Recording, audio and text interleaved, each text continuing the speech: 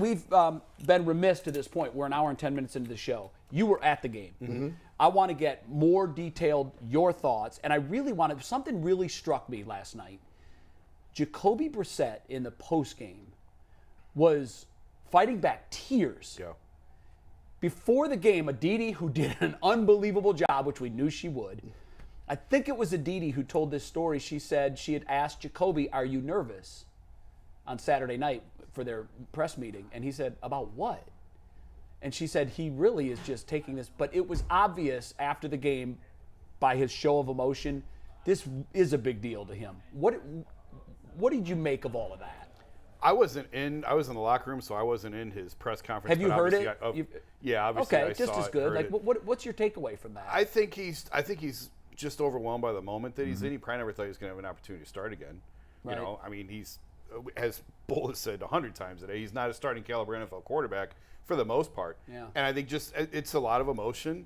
A lot went into it just because of the guy he's replacing. And I wrote it this morning. I wrote it after the game last night. There's a lot of pressure in this building on this one game. And guys may not want to acknowledge it, but it wasn't, win or you're fired type pressure, but there was this is a different feeling. Is it fair to say that this could have tipped the season? Because I think so. I know Absolutely. It's not win or be fired, but I felt in the moment when they went down, I thought I just watched their entire season go down the drain. Because if you start 0-1 and lose that game with everything, all the buildup, it's a wrap. You're not coming back from that. I believe, and this might be the most hyperbolic thing I've ever said in my life, I think they saved their season yesterday. I don't think there's any doubt that getting off to a 1-0 start was crucial. And I'll go to Jacoby Brissett, right? The pressure that's on him, right? When I watched that press conference, it's like he did not want to let people down. I don't know a player who goes into things saying, I don't want to think, because people talk about, well, he sucks, he this, that. People have pride in what they do. And they hear that. He wants to deliver, right? And he felt like, I can only imagine that he felt like he didn't live up to his end of the bargain, right?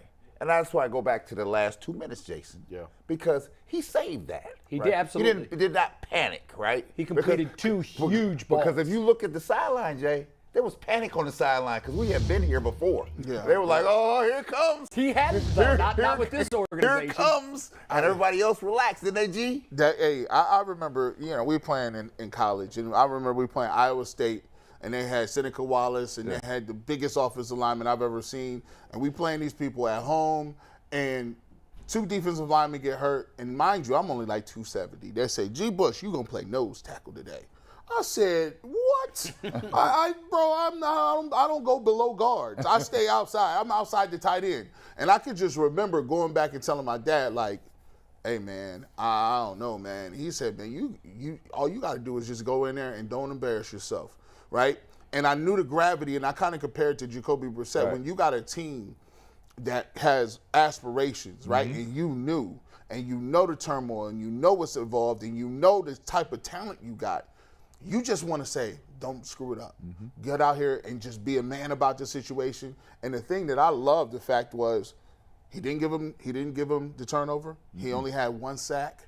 And we can live to fight another day with only 1 sack, 3 penalties, and no turnovers. I'll give you a point. Here's a point in the game, Jay. Think about it. Remember when they were about to sack him, but to go down, and he was hanging on his leg? Yes. He's like, I'm not going down. Yeah, no, that and was he big. knew how to throw it away. That was big. Now, in previous seasons, That's we were taking sacks in this thing. Or a pick. He was like, I'm not going down, and I'm not going to turn this thing over. Yeah. And that's what we're going to need down the stretch for 11 games here. Jay, I just wonder if we would be talking like this if Cade missed the kick. No, we wouldn't. No. No. One play changes how you feel about every play before it. Yes. When that play is the last play of the game. And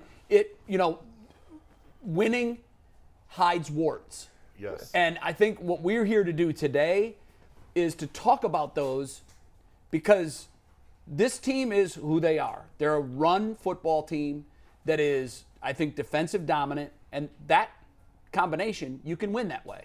I know you had always said, look, at some point they're going to have to throw the football because your numbers about what happens, it is staggering. Yeah. It really, that number drives home more than any that this is a passing league. And you might be able to squeak out wins here and there with defense and running. But you are not going to win in the macro picture if you can't throw the football. So we're not going to Woody Hayes football? We're not going to do that? No. We're not going back to that not. 3 yards of cloud of dust? Jay, yesterday, I haven't heard enough from you about what you saw there yesterday. I want you to talk. Well, one of the things that jumped out at me was what a huge catch for Anthony Schwartz. Like, a huge catch. Third down conversion. And I know he was credited with, or Not an easy catch either. not an easy catch. I'm not sure the drop was really a drop. I didn't have a good angle on it. Yeah, it was a drop. It was a difficult catch, but it was a good All right. It hit him From in his where I was hands. sitting, it looked like it was more of a pass defense than a Yeah. drop. But regardless, I talked to him after the game and just went up to him and said, hey, man, this is a huge catch. And the relief on his face. I can only imagine. You can see it. And he was like, thanks, man. Like just absolute joy and relief. And I said, was this wearing on you? And he said, yeah, absolutely. The last couple of weeks was wearing on him. He's all over social media. He saw and heard it all. He's human. How can it How not? can you not? And he's a young kid. And he's a good kid, too. Just trying to figure it out. He's a good kid. And I said, and really it was the OBJ package early on. Just get it in Schwartz's hands. Just get it in his hands and let him make a play. Jace, Do you think that was designed specifically to take pressure off Yes. of him, that end around? And it worked. And Yeah, he it did. said, like, that just getting hit, just being able to hold the ball, run, get hit, knock some of the butterflies out, it got me going. It got me into the game Good. again. So, Jason, I can tell you this from the player standpoint. So that was me in Chicago, right? And this was before social media. It was just raining in the papers and everything, right? You're trying to just get your footing here, right? So sometimes you need just people to come to you to make it just a little bit easier for it, to give you that confidence, right? So the Bulls, we would start every game. Doug Collins would run every play for me from the beginning of the game, every game. We run the Brad's number here, the first 3 times down here. Not Jordan. We're getting Brad going first. Just to get you involved. Get you going first and get you right? Yep. Because you have to do that to some people here just to get them in the flow, right? Because if you leave them out and you start hearing the outside noise here, one mistake now becomes magnified to 1,000. Now you feel like it's 1,000, like, I got to get this thing up. And it's only one play here. But that catch to him, after he made that catch, I was like, and it was after the reverse. Yeah. Because the reverse was like, oh my God, I actually turned the corner here. I got some good yards. I think that shows some growth in Stefanski, too, because he had to go into that game plan with some insight and foresight to say, okay, this is how I'm going to jumpstart Schwartz. This is how I'm going to get him to rock. And I need him later. He had to know it was struggling. He knew he had to. And I think, I look at the quarterback situation, and I think, and with Schwartz and all those guys, I think they're preaching when they go into the film study, they're going to show Jacoby, hey, if you hit 2 of these throws, the game's completely different, right? 2 of those throws, the one on the sideline to Amari Cooper where he should have put it on the line, he could have been there. And people forget he overthrew Kareem Hunt too on the sideline. Now he was wide open on the wheel route. I think if you say, guys, I know we kind of lost some stuff, but let's go look at some isolated instances. 2 blown calls, 2 blown coverages. They gave him 14 points. To Jay's point, because Jay brought up earlier, I think one of the mistakes Stefanski did, and he's trying to do the right thing. So, I might make some fun of it, but he's trying to do the right thing. One of the mistakes he made, a guy like Jacoby Brissett, you have to play him because he looked like he was just finding his way out there in real time with people staying on.